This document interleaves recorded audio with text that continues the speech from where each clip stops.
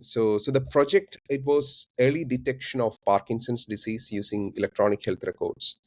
So the question that we asked was, um, so Parkinson's, it's a neurodegenerative disease, right? So the neurons within the brain starts to degenerate and the cognitive decline happens.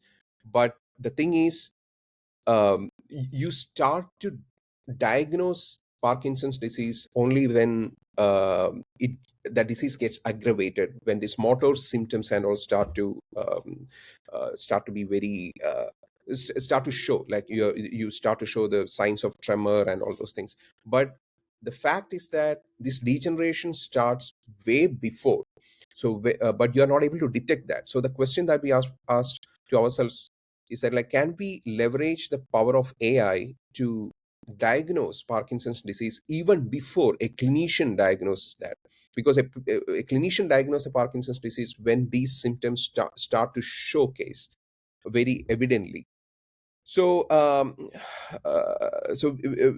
UCSF has like a very large database of electronic health records. So we try to capitalize that rich gold mine to answer this question.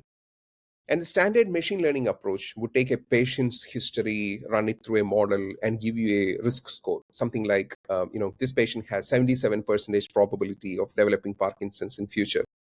It's useful, but it's a black box. Because as a clinician, end of the day, these models will be deployed in a clinical workflow, right? So as a clinician, you are left asking, okay, I understand that you are giving me a risk score, but why? So that question of that reason or transparency is what's lacking in the typical ML based models. So what the knowledge graph gave us was fundamentally different.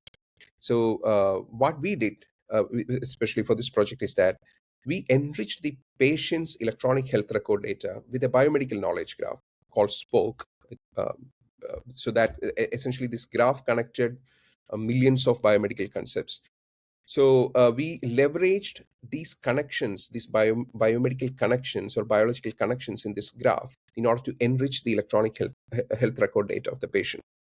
So essentially, we connected these clinical nodes to actual biological relationships such as genes, proteins, symptoms, pathways, so on and so forth.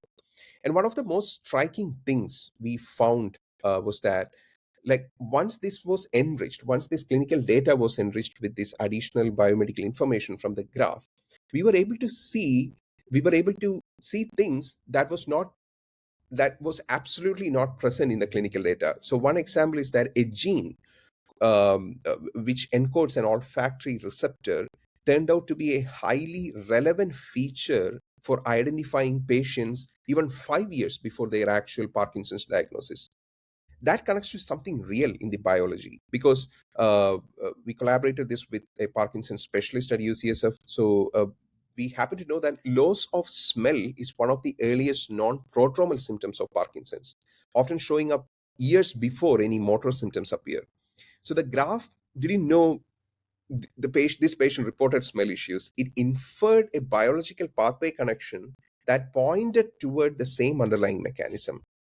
And here is the part that really stuck with me, because as I mentioned, we actually had a movement disorder specialist. He independently reviewed some of these patient charts, and there was a case where our knowledge graph model correctly flagged a patient as prodromal PD. So prodromal in the sense, uh, before that pre-diagnosis phase, prodromal PD, and the clinician missed it. It's not because the clinician wasn't skilled, but because the relevant signal it was scattered across biological connections, and that's not something a human can manually trace across a chart in real time. So I would say that's not a better number. That's actually a different kind of answer. One really that points to an actual mechanism. One a clinician can, I would say, question, investigate, and learn from.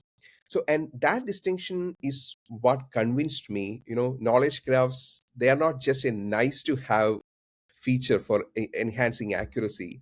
They are actually essential for building AI that clinicians could actually reason with, not just take orders from.